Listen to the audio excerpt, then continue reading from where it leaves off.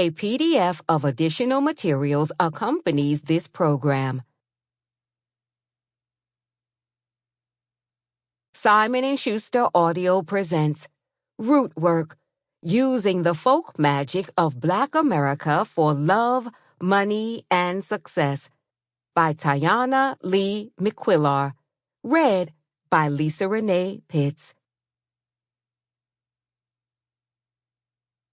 This book is dedicated to all the root doctors and spiritualists in the South who kept the traditions of Africa alive against all odds. Thank you. Preface. For as long as I can remember, I have been fascinated with the cultural and spiritual traditions of people around the world. I studied Eastern and Western faiths far and wide, but I was disturbed that I knew little about the folk traditions of African Americans.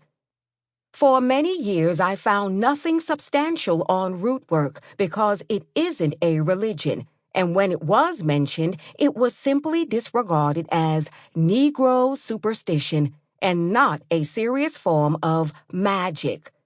The word magic refers to an illusion and indicates charlatanry. Magic, spelled with a K, refers to something real that cannot be scientifically proven.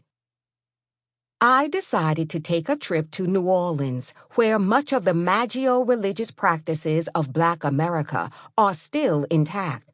I was so excited that when I got back to New York, I shared all that I learned with my grandmother. That's when she began telling me stories about an old root worker called Mother. The woman was called Mother as a sign of respect. She was from South Carolina and had great spiritual powers. My grandmother would talk for hours about Mother's extraordinary ability to control the outcome of situations. She said that when Mother retired, she could proudly say she never let down a client. I loved listening to the exciting tales of Mother, but it made me sad that people like her were never given recognition as great shamans. In fact, it is a common belief that African Americans lost most of their magical ties to Mother Africa through the transatlantic slave Holocaust, but nothing can be further from the truth. Although much of the theology behind the spells has been lost. Sample complete. Ready to continue?